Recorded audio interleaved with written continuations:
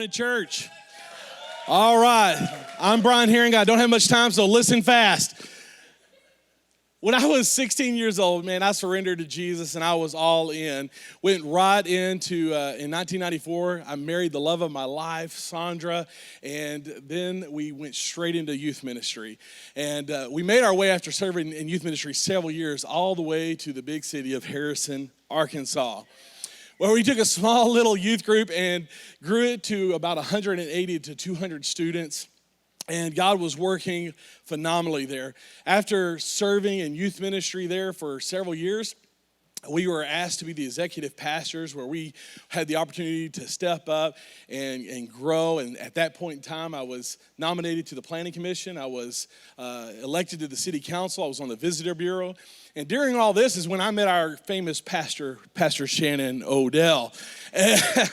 That's right. And you know, one of the cool things about Pastor Shannon, he's always been creative. And the creative way he would reach out and reach our area, our county, and beyond, I was always so impressed with.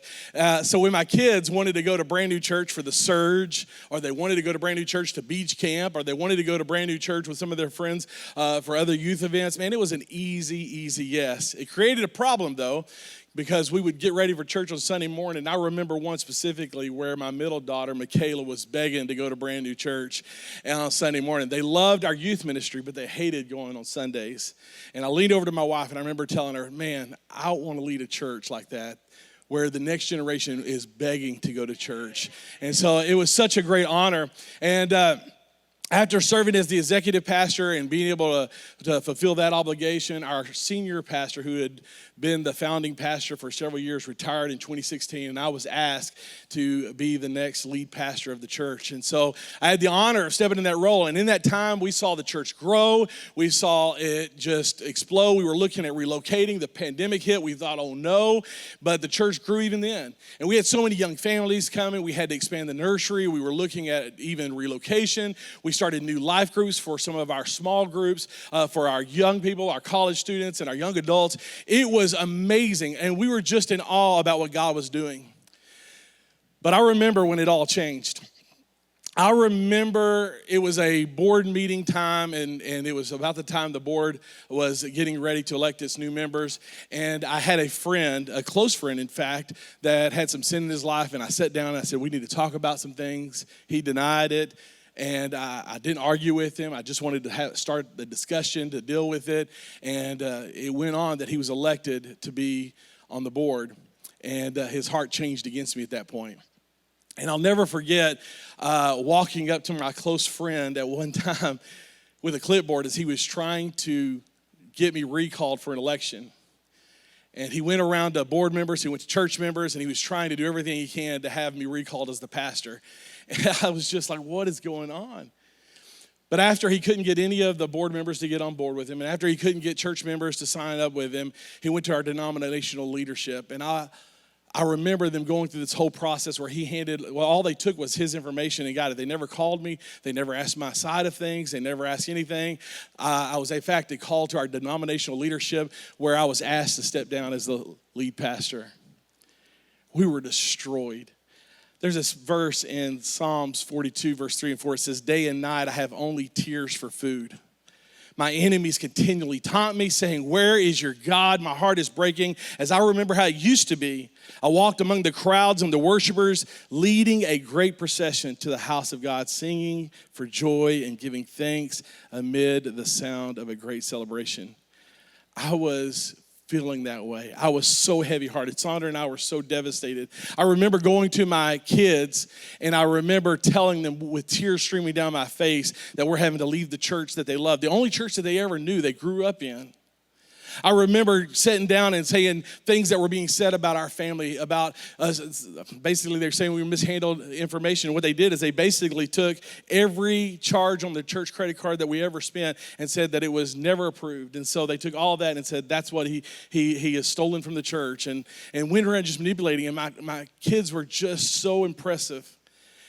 As where I thought they'd fall apart like Sandra and I, they began to grow up right before my eyes, and they were encouraging Sandra and I. They began to wrap their arms around us. They began to tell us how it's going to be okay. It didn't feel okay. It felt like everything was over. After that, we moved to Fayetteville because we didn't want to be too far from our grandkids. We didn't want to be too far from our kids. And I'll never forget when everything just fell completely to its bottom level on November 13th of 2021 when I received word that they had filed charges, that one board member filed charges, criminal charges against me.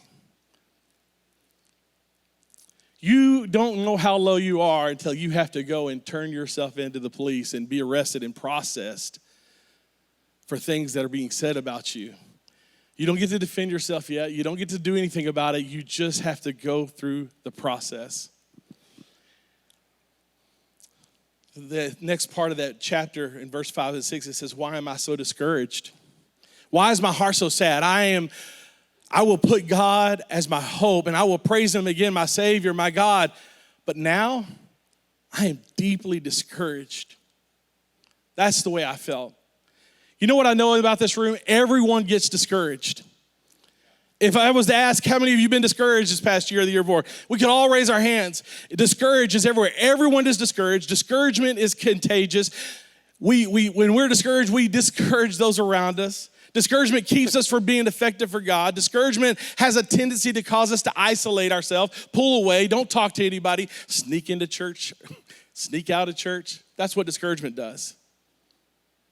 And that's when we begin to think that God doesn't hear us, because discouragement is a temporary loss of perspective. 2 reasons why we think God doesn't hear us. We have a pain problem. We're hurting so much that we think that nobody could understand us and God would never hear us because we are hurting too bad. In fact, we come in here and we think, I'm feeling so bad. God doesn't even understand. God doesn't even care what I'm going through, but he does. And the second thing is we may have a faith problem. See, unbelief puts our circumstances between us and God, but faith puts God between us and our circumstances. Faith helps us to see God before we see our problem.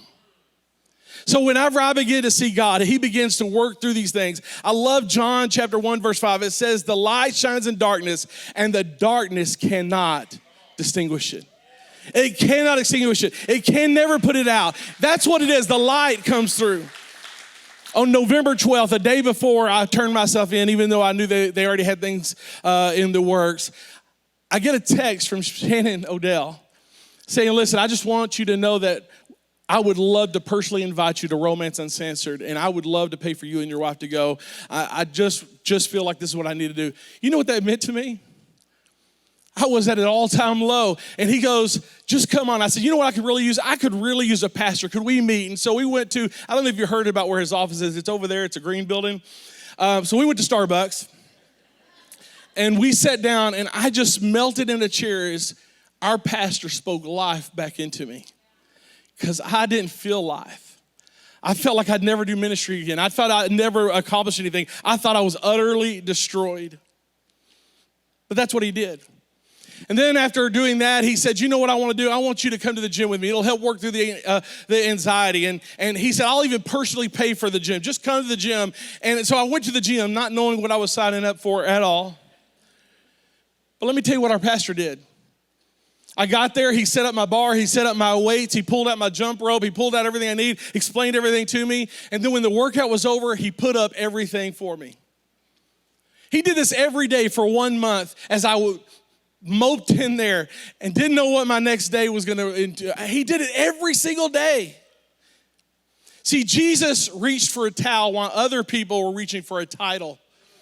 Our pastor served me. He became more than a pastor. He became a servant, and he served me when I needed someone to just love on me and my family.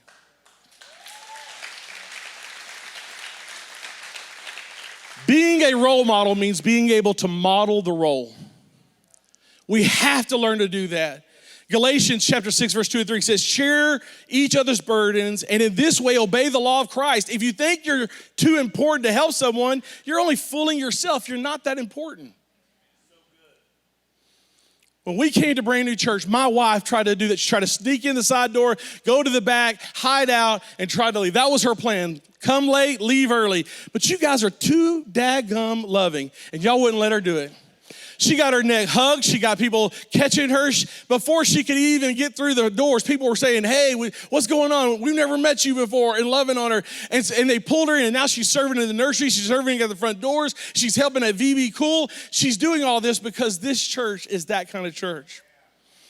1 John 3:18 says, dear children, let us not merely say that we love each other. Let us show the truth by our actions. If you've ever thought about calling somebody because you knew they were going through something, you just didn't know what to say, call them. If you've ever thought, should I text that person? I just don't know what to say, text them. If you've ever thought, should I invite them to coffee? Invite them to coffee. If you've ever thought, should I take them out to eat? Should I invite them over to my house? Should I invite them to the lake? Should I invite them to the boat? Should we go play golf? Should we go play pickleball? Do it. Don't waste any time. Some of you right now have somebody on your heart that when you're hearing this story, you're thinking, man, I really need to reach out to them. Pull out your phone right now and do it. Don't wait. Don't hesitate. Pull out that phone and start texting them right this moment. Say, I'm thinking about you. I love you. I care about you. We're going to do something this week, and then do something. I'm going to close with just this thought. Your words are like life, but your silence is like death. You have the ability to speak the words of life and death. So when you speak words of life, I'm telling you, it changes because it's what got us to where we're here serving each and every day and each and every week and able to love on you guys because somebody loved us when we felt unlovable. So do it. Don't be silent. That's my time.